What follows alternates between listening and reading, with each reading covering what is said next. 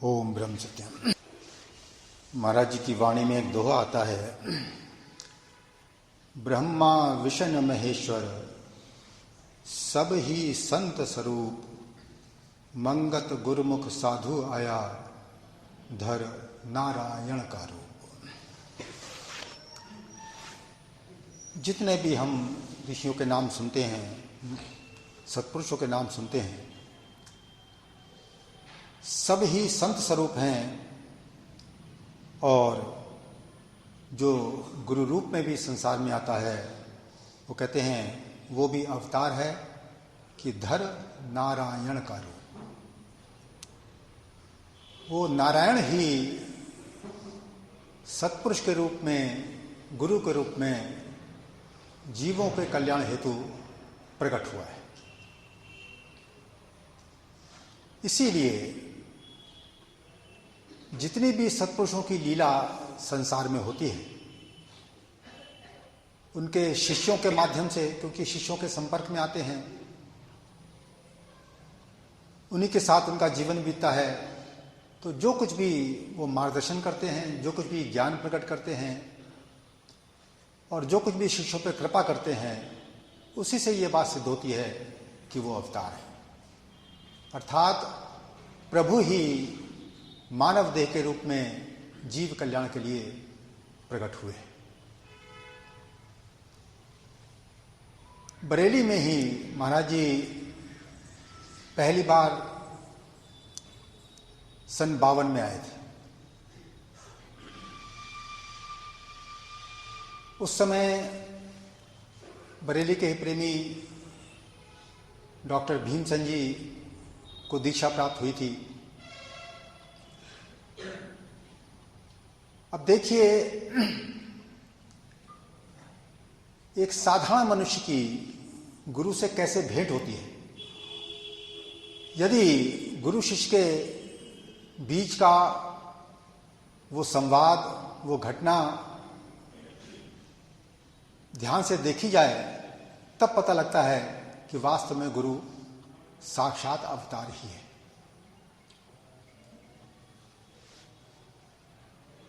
Doctor साहब कहते थे कि 2 मार्च सन 1952 की बात है। वो अपनी डिस्पेंसरी में बैठे हुए थे। अचानक एक फकीर उनके पास आया। जब उन्होंने फकीर को देखा तो जो उनकी सामर्थ्य थी, उस सामर्थ्य के अनुसार उन्होंने उस फकीर की सेवा की। वो उनकी सेवा से खुश हो गया। उसने डॉक्टर साहब से कहा कि मैं तुम्हारी सेवा से बहुत खुश हूं, बताओ तुम क्या मांगना चाहते हो। तो उनके मन में कोई सांसारिक इच्छा थी नहीं, बस उन्होंने इतना ही कहा कि भगवान ने मुझको गुजारे लायक सब कुछ दे रखा है, लेकिन मन में एक ही इच्छा बाकी है कि किसी प्रकार कृष्ण के दर्शन हो जाए। बस उस फकीर ने उनसे इतना ही कहा कि आज से 7 दिन बाद तुझको कृष्ण के दर्शन होंगे। इतनी बात कहकर वो चले गए।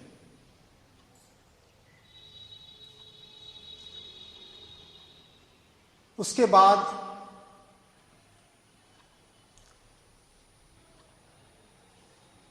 ठीक 7वें दिन एक व्यक्ति उनके पास आता है। उसको वो जानते नहीं थे। आके कहता है कि राधे श्याम के बाग में एक महात्मा आए हुए हैं, उन्होंने आपको बुलाया है।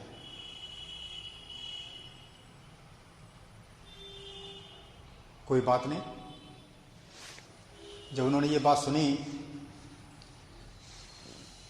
तब उन्होंने सोचा कि जरूर मिलना चाहिए।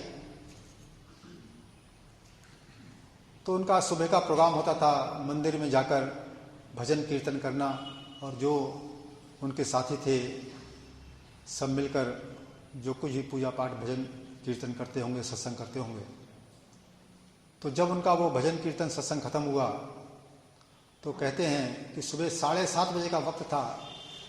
मैंने अपने साथियों से कहा कि चलो, एक महात्मा आए हुए हैं राधे श्याम के बाग में। ये राधे श्याम का बाग जो शुगर फैक्ट्री थी बरेली में, नेकपुर की तरफ, ये उधर ही था। तो साथी उनको तैयार हो गए, जो भी लेडीज जेंट्स थी वो सब जो है रिक्शा करके अपने वहां पर जहां महाराज जी ठहरे हुए थे वहां पहुंच गए। अब देखिए वो आगे क्या सुनाते हैं। वो कहते हैं जितने मेरे साथी थे वो जल्दी जल्दी कदम बढ़ाते हुए उस जो बगीची थी राधे श्याम की, उसके फाटक के अंदर वो चले गए जहां महाराज जी ठहरे हुए थे। लेकिन मैं क्योंकि धीरे चलता था, मैं पीछे रह गया। लेकिन जैसे ही मैं गेट के अंदर घुसा, मैं क्या देखता हूं, ये विशाल कृष्ण की मूर्ति, इतनी बड़ी मूर्ति मैंने कभी देखी नहीं थी। विशाल कृष्ण की मूर्ति मेरे सामने दूर पर खड़ी हुई। क्योंकि मेरे मन में एक संकल्प आया था चलने से पहले कि यदि महात्मा वो सच्चे हैं तो मुझे कृष्ण रूप में दर्शन होने चाहिए। एक मेरे मन में एक संकल्प आया था। तो उसी संकल्प के अनुसार वो क्या देखते हैं कि सामने एक विशाल कृष्ण की मूर्ति खड़ी हुई है। जैसे जैसे वो उनके नजदीक गए, जब पास पहुंचे तो देखा कोई मूर्ति नहीं थी, महाराज जी खुद खड़े हुए थे। खैर, सब उनके पास बैठे, जो कुछ भी बातचीत होनी थी बातचीत हुई, फिर वहां से चले आए। दोपहर को फिर उनके एक साथी थे ओम प्रकाश जी, उनको साथ लेकर फिर वो महाराज जी के पास गए। तो महाराज जी ने क्या देखा कि वो जो ओम प्रकाश थे उनके हाथ में माला थी। वो माला चलते फिरते जपते रहते होंगे। तब महाराज जी ने बस इतना ही कहा, प्रेमी, ये कर की माला छोड़ के मन की माला जप। बस इतना ही कहा उन्होंने।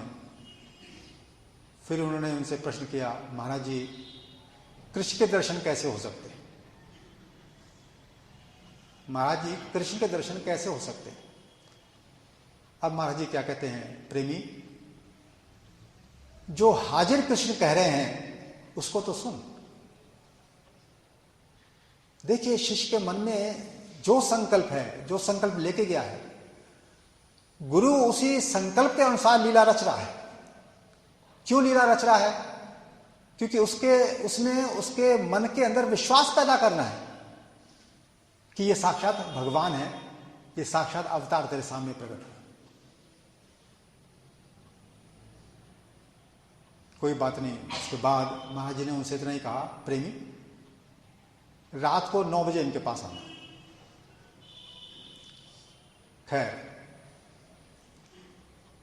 दोनों जो है रात को 9 बजे पहुंच गए उनके पास। जो कुछ भी महाराज जी से संक्षिप्त वार्तालाप हुई उनकी, उसके बाद उन्होंने प्रार्थना की, महाराज जी हमको अपने चरणों में जगह दीजिए। तब महाराज जी ने बस इतना ही कहा कि प्रेमी, सुबह 4:30 बजे आ जाए। अब सुबह 4:30 बजे ये दोनों महाराज जी से दीक्षा लेने के लिए जब चले तो जो ओम प्रकाश साथी थे उनके, वो थोड़ा लेट हो रहे थे। उन्होंने कहा कि आप चलो, मैं पीछे पीछे आता हूं, महाराज जी से कह देना मैं भी पहुंचूंगा। खैर, जब ये ठीक टाइम पे पहुंच गए तब महाराज जी ने कहा, प्रेमी, वो दूसरा तेरा साथी नहीं आया? क्योंकि महाराज जी वो भी आता होगा। तो महाराज का ये किसी के इंतजार नहीं कर सकते, तो तो उन्होंने वो कमरे का किवाड़ बंद करने को कहा। कमरे का किवाड़ उन्होंने बंद किया और जैसे ही बैठे इतनी देर में ओम प्रकाश भी पहुंच गए। जब वो पास जाकर बैठे महाराज जी के, तो महाराज जी ने इतना ही कहा, प्रेमी, यदि तुम समय का भी पालन नहीं कर सकते तो इस मार्ग पर चलोगे कैसे? देखिए, हम लोग समय के प्रति कितने लापरवाह होते हैं। सत्संग में लेट आने में हमको कोई ना लज्जा आती है, ना उसको महत्व ही देते। महत्व देते हैं हम अपने स्वभाव को, जैसा हमारा स्वभाव बना रखा है। सारी जिंदगी सत्संग में लेट जाना है तो सारी जिंदगी सत्संग में लेट ही आएंगे, भले ही वो 5 मिनट की देरी हो चाहे वो 15 मिनट की देरी हो। लेकिन जिसने गुरु भक्ति करनी होती है, जिसने सही ईश्वर भक्ति करनी होती है, वो गुरु की छोटी से छोटी बात पर बड़ा गहरा विचार करता है। तो महाराज जी को ये बात कहने की क्या जरूरत थी, वो तो पहुंच ही गए थे। अभी दीक्षा प्रारंभ ही नहीं हुई थी, लेकिन केवाड़ खोल के वो पहुंच गए थे। लेकिन महाराज जी ने फिर भी कह दिया, प्रेमी, जब तक तुम समय के पाबंद ही नहीं तो इस मार्ग पर चलोगे कैसे? इसका मतलब है कि ये जो मार्ग है, ईश्वर मार्ग, इतना इंपॉर्टेंट है कि जिंदगी में सबसे ज्यादा जरूरी काम है। तो उसके लिए यदि पंक्चुअलिटी की आदत नहीं है तो आप इस मार्ग पर चलने में लापरवाही जीवन में धारण करोगे। खैर, कोई बात नहीं। जब दोनों बैठे, फिर दीक्षा संपन्न हुई। दीक्षा संपन्न होने के बाद फिर महाराज जी अगले दिन जो है वो अंबाला चले गए।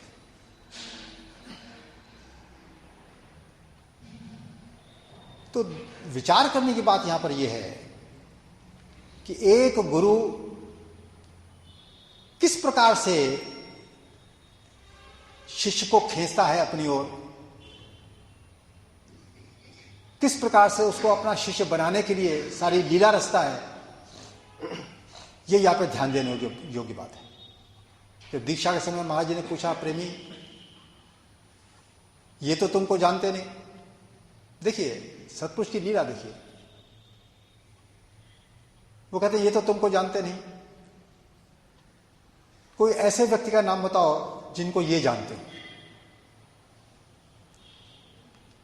तो भीमसेन जी को मालूम था कि उनके जो साधु थे, आत्माराम जी जो दिल्ली में थे, वो पहले से ही महाराज जी से दीक्षित हो चुके थे। उन्होंने ही भीमसेन जी को कहा था कि महाराज जी हल्द्वानी आए हुए हैं, तुम वहां उनसे मिल लेना।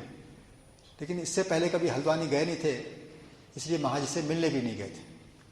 लेकिन फिर भी गुरु ने कैसी लीला रची कि खुद वो बरेली आए, इनको पता भी नहीं था, और उनके सामने ही उन्होंने कहा कि आत्माराम जी को मैं जानता हूं।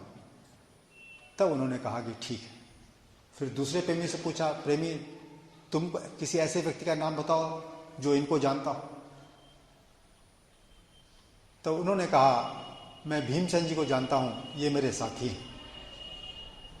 तब दोनों का जब परिचय हो गया, तब महाराज जी ने उनको दीक्षित किया।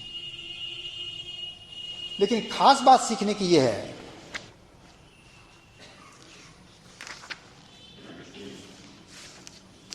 कि गुरु को हम आम तौर पर मनुष्य करके देखते हैं, लेकिन वास्तव में जो सच्चा शिष्य है वो गुरु को मनुष्य करके नहीं देखता, वो गुरु को ईश्वर करके देखता है कि ये साक्षात ईश्वर मेरे आगे प्रकट हुए हैं, ईश्वर ही गुरु रूप में मेरे जीवन में आए हैं। ये भाव जिस शिष्य का रहता है, वही शिष्य गुरु का सही फायदा उठा पाता है। देखिए, वाणी में महाराज जी कहता है, पूरन साधु जब मिले तब पाइये निर्ना तत् ज्ञान, मंगत महिमा साध करें कृष्ण धनंजय ताई बखान। कहते जब पूर्ण साधु मिलता है तभी वो इस सत्य असत्य का निर्णय इस शिष्य के आगे करता है, जगत के आगे करता है। उसी साधु का जो निर्णय है वही तत्व ज्ञान कहलाता है। ठीक उसी प्रकार जैसे कृष्ण धनंजय ताई बखान, जिस प्रकार श्री कृष्ण ने अर्जुन के आगे वो गीता ज्ञान दिया था, उसी प्रकार जब अवतारी गुरु संसार में आता है तो सारा का सारा ज्ञान वो शिष्यों के लिए, जगत के लिए प्रकट करता है। और जितने भी सत्पुरुष हुए हैं, आप जैसे देखिए ईसा मसीह, वो क्या कहते थे अपने आप, मैं ईश्वर का पुत्र हूं, ईश्वर मेरा पिता है। अर्थात पिता ही पुत्र के रूप में इस संसार में प्रकट हुआ है, अर्थात ईश्वर ही ईसा के रूप में संसार में प्रकट हुआ है जीवों के कल्याण के लिए। ठीक उसी प्रकार जिस प्रकार कृष्ण जीवों के कल्याण के लिए धरती पर प्रकट हुए। तो प्रभु यद्यपि अपने आप में निराकार सत्ता है, लेकिन जब तक जीव मौजूद है, जब तक हम मौजूद हैं, वो बार बार धरती पर अवतार के रूप में प्रकट होता है, हमारे दुखों को दूर करने के लिए और हमारा मार्गदर्शन करने के लिए। रामकृष्ण परमहंस के समय में भी एक बूढ़ी माई थी, रामकृष्ण परमहंस को गोपाल की मां कहा करते थे। एक बूढ़ी औरत थी और गंगा के किनारे ही वो झोपड़ी में रहती थी। अब देखो उसके साथ क्या करिश्मा होता था। वो कृष्ण की भक्त थी,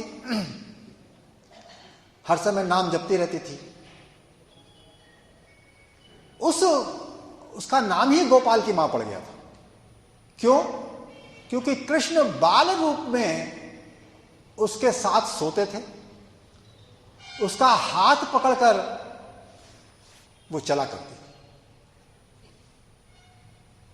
अब ये रामकृष्ण परमहंस ये सुना रहे हैं अपने शिष्यों को बात। जो निराकार सत्ता है वो भक्तों के साथ क्या लीला नहीं करती।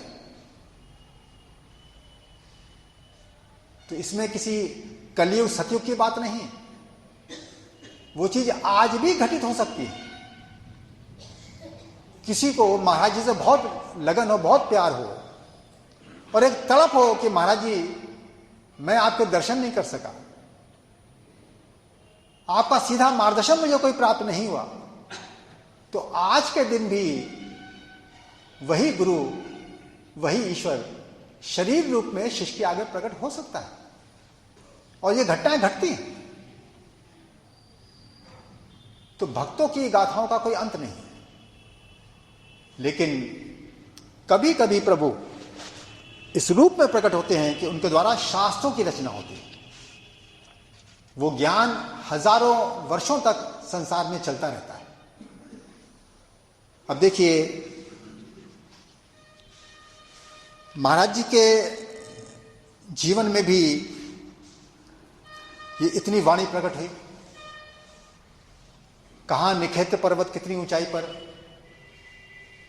जहां भगत जी पहली बार महाराज जी के साथ रहे थे और उन्होंने वाणी लिखी थी।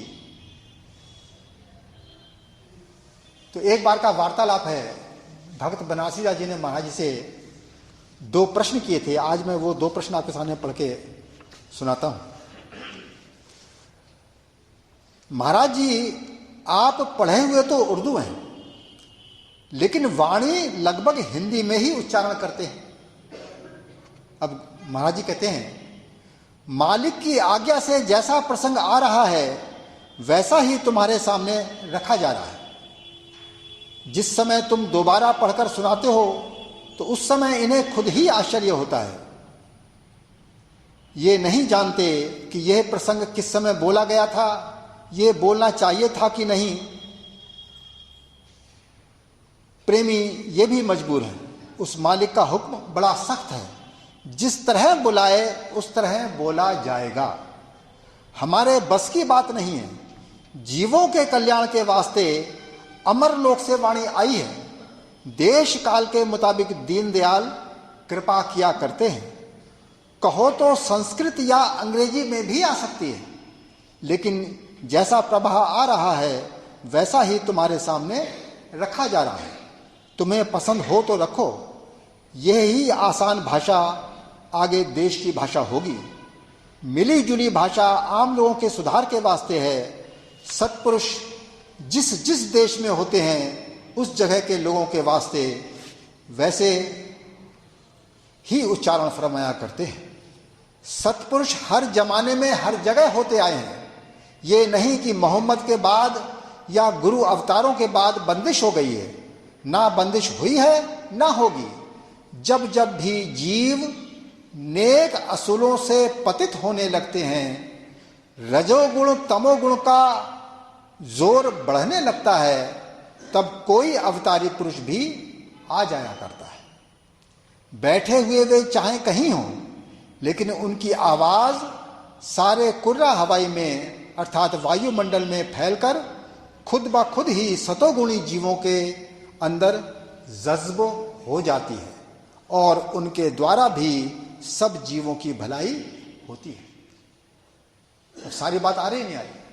सत्पुरुष चाहे कहीं भी बैठे क्यों ना हो, चाहे उनसे किसी का संपर्क हो चाहे ना भी हो, परंतु उनकी आवाज सारे वायुमंडल में फैल जाती है, जो कि सतोगुणी जीवों के अंदर जज्ब हो जाती है। उनके अंदर वो प्रभाव डालती है और उनके द्वारा भी सब जीवों की भलाई होती है। तो ऐसे ही सतोगुणी जीव ऐसे सत्पुरुषों की तालीम को आगे बढ़ाते हैं। तो साफ साफ महाराज जी खुद कह रहे हैं इस बात के। अब यह समता भाव नए सिरे से प्रकट हुआ है। ये आज इतना असर नहीं करेगा जितना कि 10, 20, 50 वर्ष के बाद महापुरुषों द्वारा ही संसार को चेतावनी मिला करती है। जो समता भाव को ग्रहण नहीं करेगा वह कौम अर्थात राष्ट्र या देश नष्ट हो जाएगा। समता के बिना जो कानून बनाया जाएगा वो सुखदायी नहीं होगा। कितनी स्पष्ट चेतावनी है कि चाहे वो देश हो, चाहे वो गृहस्थ हो, चाहे वो समाज हो, कोई सुखी नहीं हो सकता जो भी व्यक्ति इन सत्पुरुषों की तालीम को या यूं कहें कि इस समता भाव को जीवन में धारण करने की ईमानदारी से कोशिश नहीं करता। पूरा का पूरा देश, राष्ट्र का राष्ट्र ये नष्ट भ्रष्ट हो जाएगा। इसीलिए आप देखिए कि भारत का जब संविधान बना तो उस समय के जो जागरूक महापुरुष लोग थे, चाहे लोकमान्य तिलक रहे हों, चाहे महात्मा गांधी रहे हों या अन्य लोग रहे हों, हमारा जो भारत का संविधान है वो धर्मनिरपेक्ष। धर्मनिरपेक्ष किस सेंस में कि लोग जो विभिन्न धर्मों की मोहर अपने ऊपर लगा लेते हैं, मैं हिंदू हूं, मैं मुसलमान हूं, मैं ईसाई हूं, मैं सिख हूं, और फिर आपस में लड़ते रहते हैं।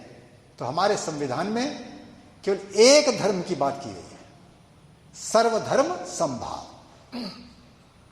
वास्तव में सर्वधर्म नहीं है। सर्वधर्म का प्रयोग इसलिए किया जाता है क्योंकि लोग अपने को अलग अलग धर्मों का नुमाइंदा समझते हैं। वास्तव में तो एक ही धर्म है, उसी धर्म का नाम है समता धर्म, उसी धर्म का नाम है सनातन धर्म। वो इटरनल चीज है, वहां भेदभाव होता ही नहीं। धर्म दो संसार में हो ही नहीं सकते। जब ईश्वर एक है तो धर्म भी एक ही होगा। तो इसीलिए ये वाणी तब तक प्रकट होती है, ये ज्ञान तब तक प्रकट होता है जब समाज में रजोगुण और तमोगुण की वृद्धि बहुत हो जाती है, सतोगुण की कमी हो जाती है। तो ऐसे सत्पुरुषों के मार्ग पर जब लोग चलते हैं तो फिर धीरे धीरे उनके अंदर सतोगुण आने लगता है और रजोगुण तमोगुण कम होने लगता है।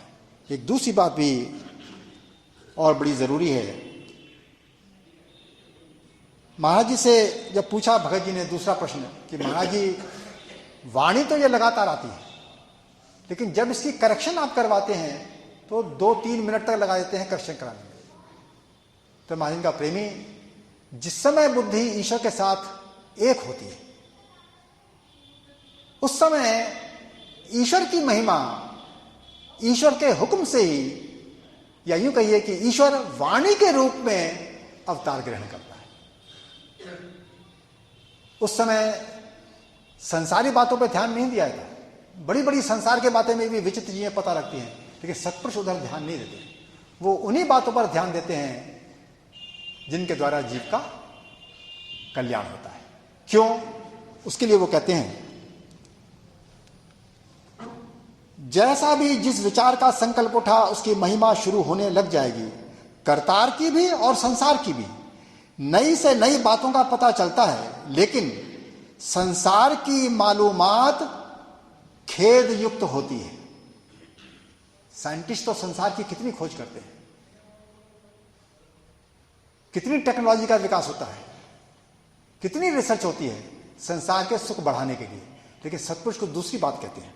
वो कहते हैं संसार की मालूमात खेद युक्त होती है, इस वास्ते उधर ज्यादा ध्यान नहीं दिया जाता। जिस प्रकार तपे हुए हृदय में ठंडक शांति आवे, वह ही विचार सत्पुरुष प्रकट कर जाते हैं।